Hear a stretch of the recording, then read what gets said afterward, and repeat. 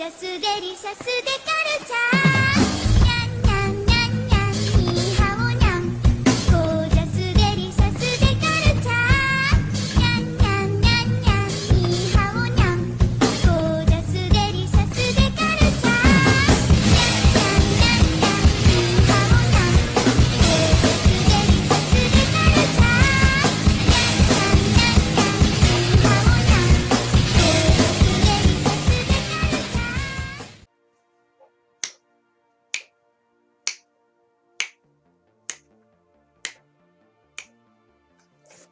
Pilote. Bon, alors. La cancel culture a assez duré. Je suis plutôt d'accord pour l'instant. Une vingtaine de personnalités de gauche dénoncent la cancel culture. Une méthode importée des États-Unis, réimmigrée des États-Unis, mais ça on va rien dire, hein, c'est là-bas c'est la French Theory, comme que ça s'appelle. C'est comme le fait qu'on appelle ça des French fries, hein, les Belges. Hein. Oui, c'est le mot. Je me sens obligé de le dire, hein, vu qu'on est dans un domaine de non-droit. Je voulais parler d'Internet. Hein. Ouais.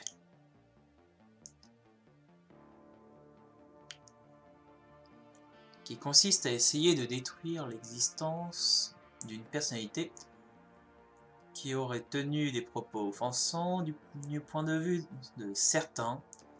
Il plaide au contraire pour un débat fondé sur l'échange d'arguments. Je suis tout à fait d'accord.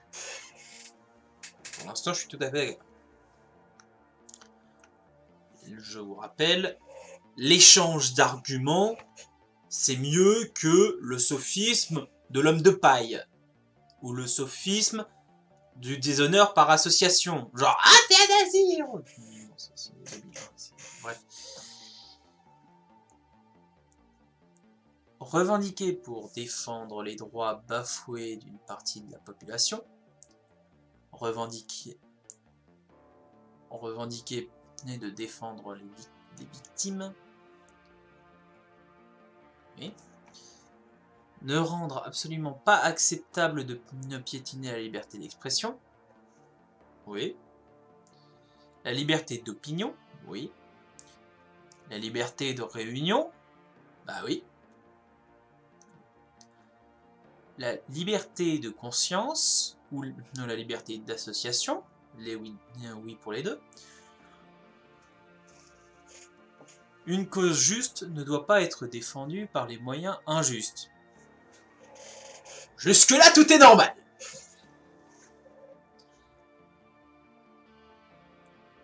Nous qui signons ce texte avons en commun d'être de gauche.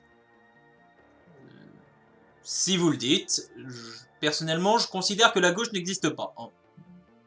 Mais tout comme la droite, ça n'existe pas. Bref. D'être intransigeant, pas facile à dire ce mot. Hein. Sur la défense des droits humains. Oui.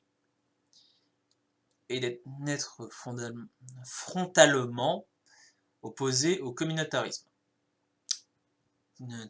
Sous toutes ses formes. Tout à fait d'accord. Le communautarisme, c'est une gangrène, c'est un cancer. Ça se développe, ça ne fait que se développer, mais au final, ça en fait une tumeur.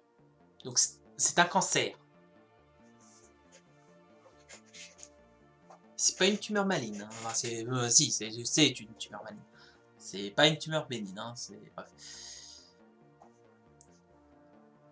Nous sommes par ailleurs en désaccord les uns avec les autres sur 1000 sujets. Rien de plus normal. Nous sommes cependant heureux et fiers de vivre dans un pays où, contrairement aux États-Unis, le débat d'idées reste fondé sur l'échange d'arguments et non pas sur des tirs croisés d'appel à effacer. to cancel. Celui qui exprime une opinion non différente. Ce qui n'est que normal. Ça ne sert à rien de faire en sorte que quelqu'un n'existe pas pour toi si la personne existe réellement. Ça ne fait que pas le diffamer. Mais si tu ne fais en sorte qu'il n'existe pas, tu lui retires toute sa capacité à être. Du coup, lui se sent forcément agressé. Donc, cancel quelqu'un, l'ignorer, ce n'est jamais une bonne idée. C'est pourquoi, voyant poindre à cet égard les signes d'une américanisation délétère de la France, américanisation, ça se discute. Je vais pas en discuter là, mais ça se discute. Je suis plutôt d'accord quand même. Mais ça peut se discuter. Nous affirmons avec calme et fermeté que la cancel culture n'a pas sa place dans le pays des Lumières. Et plus largement que la cancel culture a assez duré. Le pays des Lumières, pas que. Ça n'a pas sa place nulle part en fait. Mais voilà. Les cancellistes, j'aime pas ce mot. Ne débattent pas, ils excommunient. La cancel culture consiste à essayer de détruire l'existence d'une personnalité dans le débat d'idées par la vie professionnelle. Dans la vie professionnelle, dans la vie sociale et, le cas échéant, dans la vie académique ou artistique. Au motif que ce qu'elle a dit ou fait est offensant au point de vue des cancellistes. Du point de vue des cancellistes. J'aime vraiment pas ce mot. Donc, du coup, pour cette phrase, je suis d'accord. La cancel culture est vraiment un fléau, tout simplement parce que elle annihile, on pourrait dire, oui, toute réputation, toute vie sociale, toute, comme ils le disent, toute existence, elle l'annihile. C'est le principe de la cancel culture.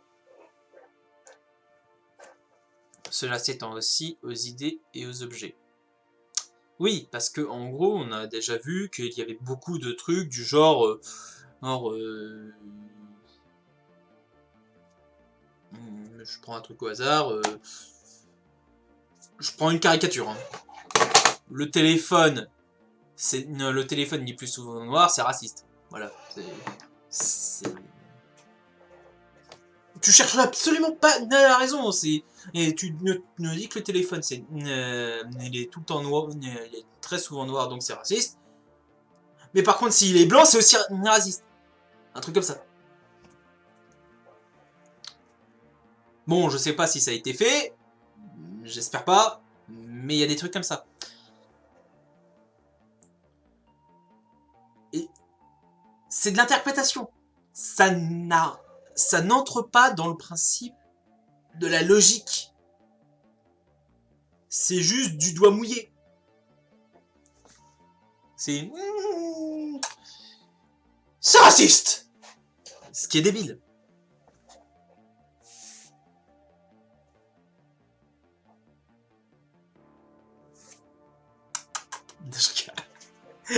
Oh, ça va. Ça va. J'ai le droit de rire de tout quand même. Hein? Sinon ça aussi c'est cancel, hein? De toute manière, j'en ai rien à battre. Alors, telle présentation des faits, par exemple, dans un manuel d'histoire, décrété offensant. Oui, bah moi j'ai pris l'exemple du téléphone, mais ça peut être, oui, bien sûr, un manuel d'histoire qui ne fait que parler d'histoire, hein, dans un sens le plus neutre possible. Mais le problème, c'est que c'est offensant. Genre, suffit de dire... je suis nul en histoire, donc je vais dire un truc au pif. Suffit de dire qu'à telle date, il y avait eu des esclaves, et... Oh mon Dieu, c'est offensant! C'est débile.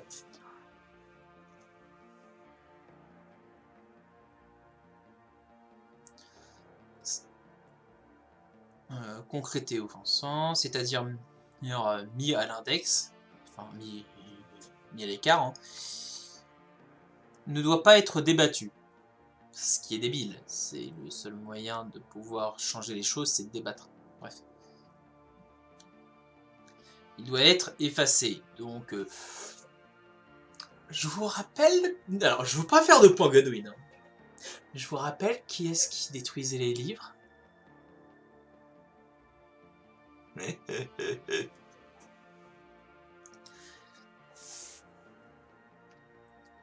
L'existence de telle statue, de telle plaque de rue, décrétée offensante, ne doit pas être débattue. Ce qui est débile. Ça sert à se rappeler à la fois le bon et le mal de chaque mémoire de l'humanité. C'est... Le monde étant fait de noir et de blanc dans différentes nuances, dans différentes teintures, de dégradés, bref. Chaque personne a fait aussi bien du bien que du mal. Et une statue en la mémoire de quelqu'un doit faire en sorte qu'on se souvienne à la fois du bien et du mal de la personne. Enfin bon, bref, ça c'est mon interprétation. C'est pas celle que d'autres auront. C'est pas grave, on pourra discuter si vous voulez.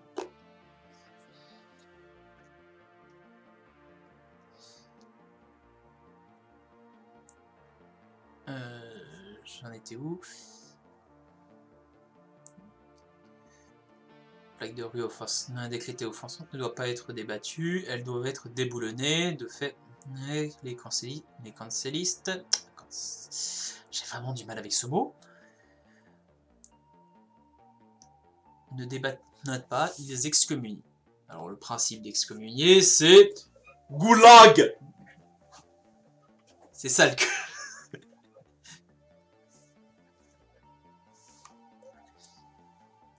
La méthode privilégiée des cancellistes est le cyberharcèlement. Ça, je préfère ce mot, bizarrement. Canceller, cyberharceleur, pour moi c'est la même chose à peu près. Hein.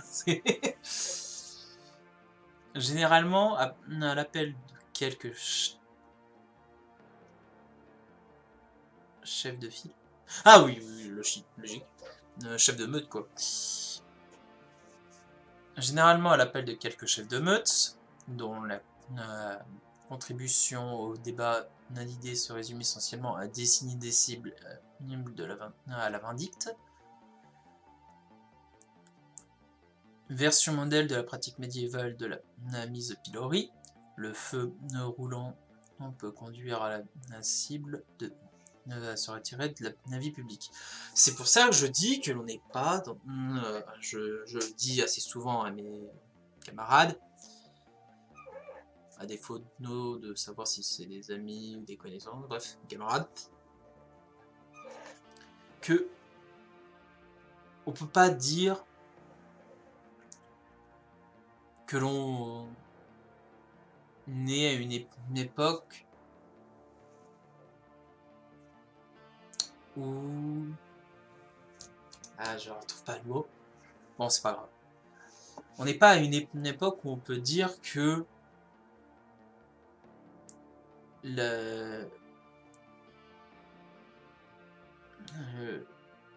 justice populaire n'existe pas. Et malheureusement, c'est le cas. Pourquoi je dis malheureusement? Parce que la justice populaire, ça n'a aucune logique. Ce n'est que de l'intuitif. Tu prends un gars, tu le mets au pilori, parce que ce n'est pas parce qu'il n'a fait quelque chose qu'il est au pilori. C'est parce qu'il est au pilori qu'il a fait quelque chose. Et ça, c'est débile. C'est profondément débile. Ce n'est pas parce qu'il a été jugé par quelqu'un, et j'insiste sur le terme jugé,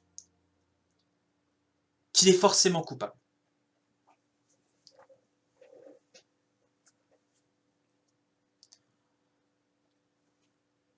Alors on pourra me dire tout le temps, hein, ouais, mais on peut pas savoir l'inverse. Ouais, mais c'est à vous de le prouver. C'est... Moi je dis juste, tu peux pas savoir qu'il est coupable. À moins que tu me prouves le contraire, donc que tu me prouves qu'il est coupable, tu ne peux pas savoir qu'il est coupable. C'est tout ce que je dis. Et c'est ça, la présomption d'innocence. Et un témoignage n'est pas une preuve. Pour ceux qui me connaissent.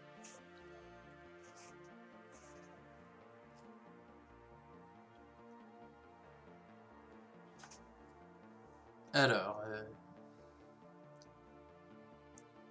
le feu roulant peut conduire la cible à se retirer de la vie publique. Ce feu roulant réussit souvent à pousser les personnes qui la soutiendraient, non pas sur le fond, mais par exemple au nom de la liberté d'opinion, à se taire par peur de subir ce cyberharcèlement elle aussi. Oui, ce qui est extrêmement délicat. Je sais pas trop si c'est le terme. En gros, les gens vivent dans une peur. Alors oui, on n'est pas dans l'époque de la terreur, mais on est dans une peur constante d'être cancellé un jour. Pour un mot de travers. Donc on n'est pas dans l'époque de la terreur, mais on n'en est pas loin.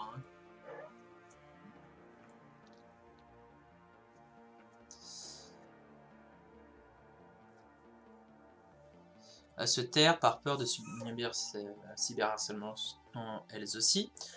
Toujours sans argumenter, le feu roulant pour exiger et obtenir que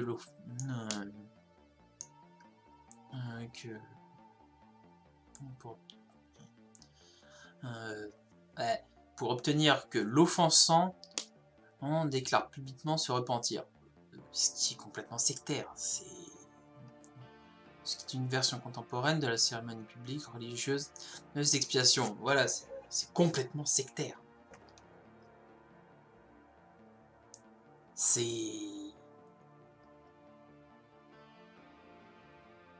De toute manière, tout ce qui est venu dans le bien et le mal, c'est sectaire.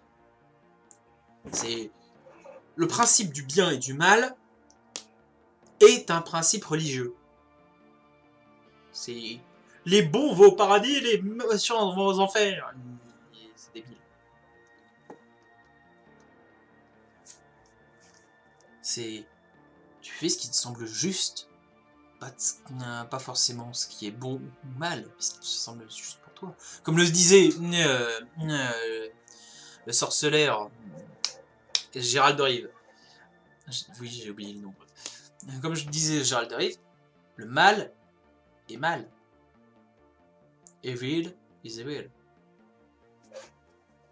Evil is evil. Bref, mon anglais est pathétique.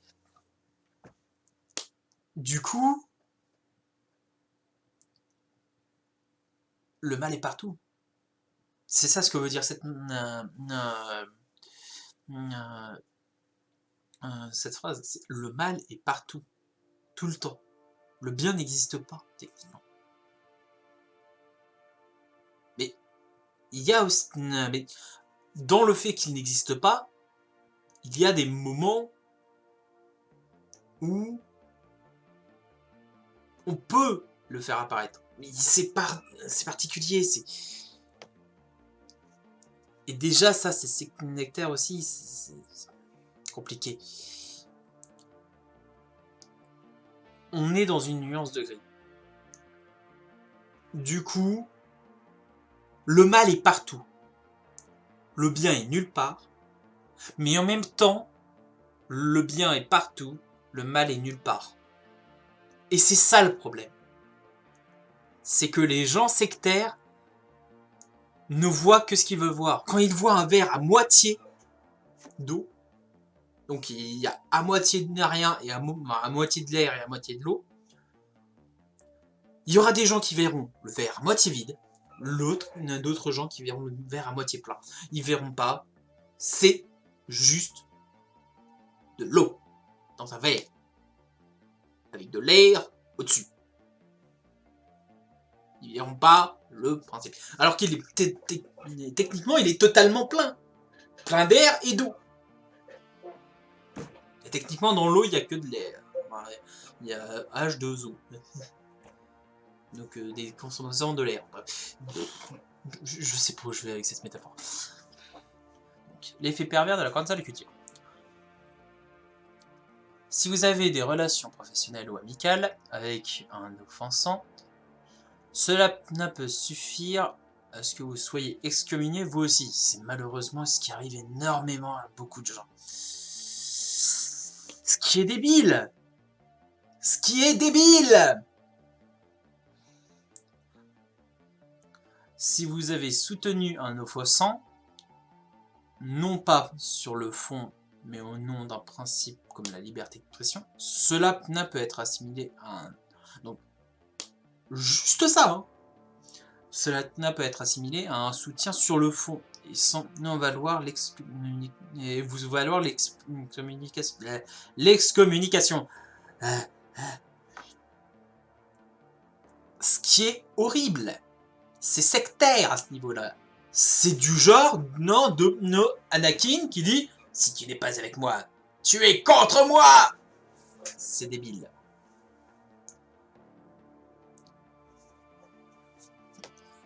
Si vous avez déclaré être d'accord avec un offensant non ou sur tel ou tel sujet, pas sur tous, c'est ça le pire. Tu peux être d'accord sur un sujet précis, un seul, et être en désaccord avec le reste, t'es excommunié. Cela peut être assimilé à un soutien global, alors que tu n'es pas globalement, tu es en moyenne pas d'accord avec lui. À son parcours et à ses idées, et donc vous allez avoir l'excommunication. Si vous ne vous opposez à la cancel culture en tant que telle, cela vous êtes à un refus d'écouter la souffrance des victimes, et donc les cancellistes sont les défenseurs autoproclamés. C'est eux. Je suis le bien, tu es le mal. Non, je ne t'écoute pas, je suis le bien, tu es le mal. C'est débile.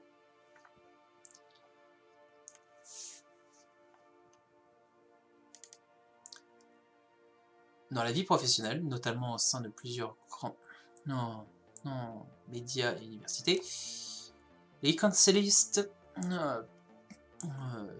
pratiquent à la fois le sectarisme, comme je le disais, hein, lors des réunions de travail, la pression des pairs pour isoler tel collègue qui s'oppose à la cancel culture, la transformation de certains départements de la structure en enclave sectaire, et la menace latente d'un conflit ouvert si jamais la hiérarchie s'avise de ne pas leur donner complètement satisfaction.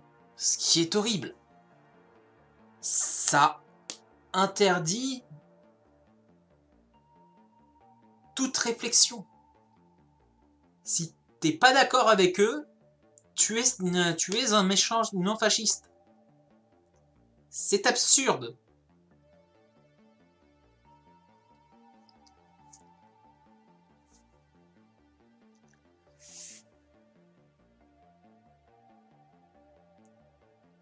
Il pratique également la mise à l'index des intellectuels, des artistes, des enseignants, dont l'expression n'est pas conforme à leur dogme. Oui, il suffit juste de dire 1 plus 1 égale 2 ou 2 plus 2 égale 4 pour me faire canceller. À un moment, ça va pas. Les organisateurs de débats et de conférences auxquels telle cible est censée participer subissent du cyberharcèlement sur les réseaux sociaux et du mass mailing pour les annuler. Alors le mass mailing, c'est le fait de les flood de courrier pour leur dire cancellez-le. C'est ça. Mais dans ce cas-là, tu peux juste dire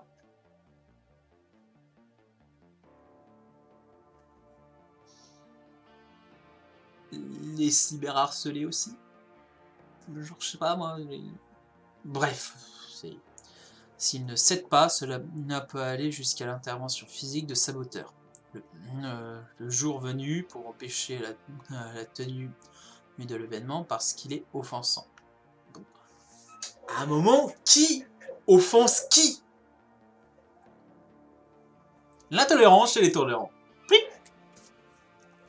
C'est débile. La cancel culture n'a pas sa place au pays des Lumières et la déclaration des droits de l'homme. Enfin, des droits de l'homme. J'ai rajouté de l'homme. Bon, la déclaration des droits. C'est pareil, c'est pareil. C'est le droit de l'homme, de la femme, des enfants. Bientôt ça fait 10.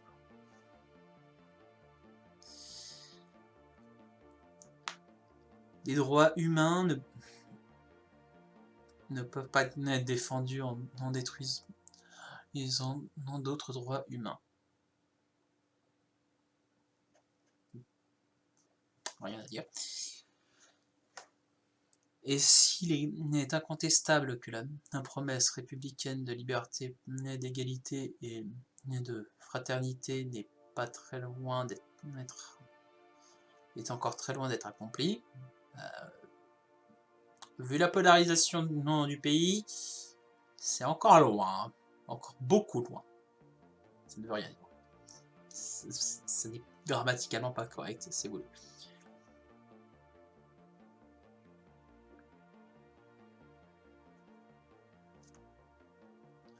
Pour toute la population. Cela ne suffit pas de chercher à remplacer la République, le républicanisme français par le communautarisme. Cela ne justifie pas de chercher à remplacer le républicanisme français.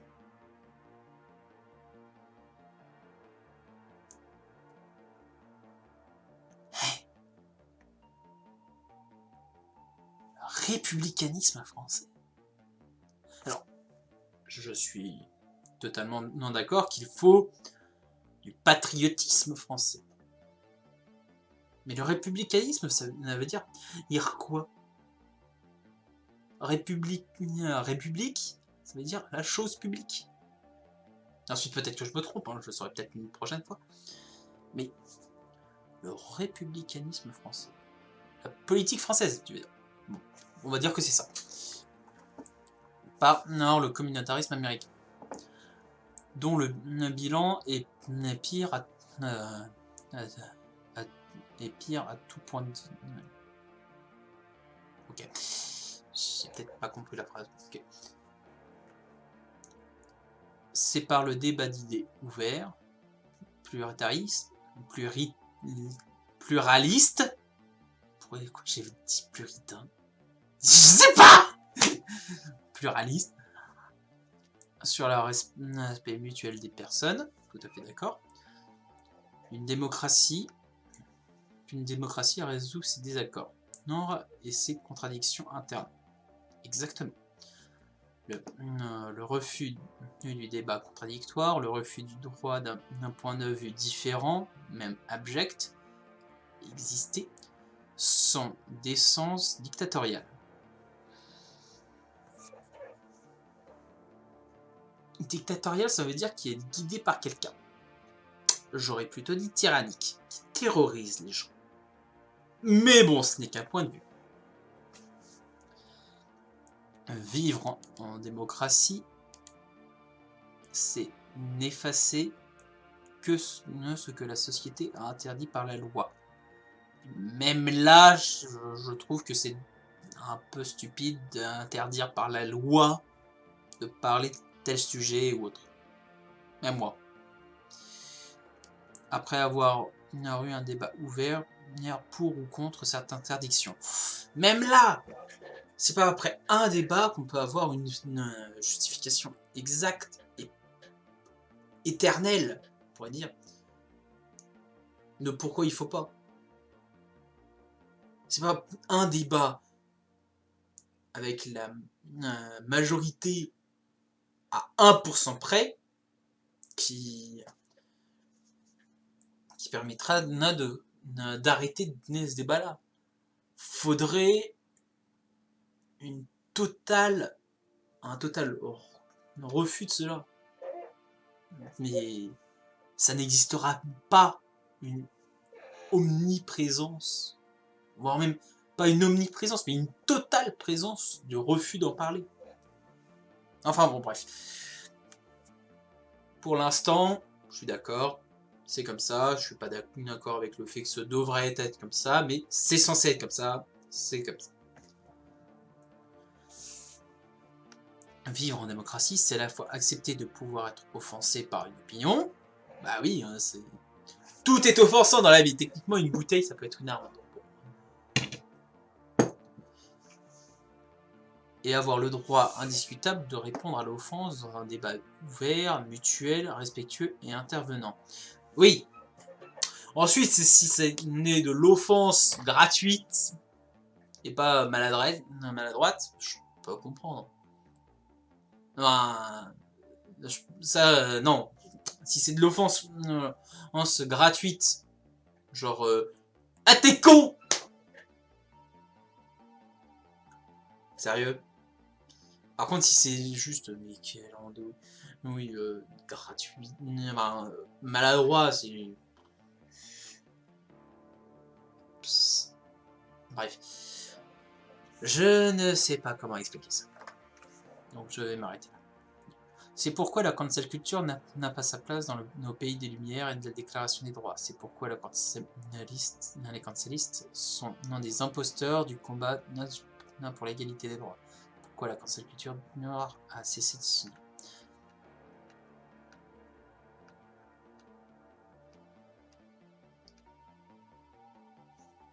Eh bien, très bon article de Marianne.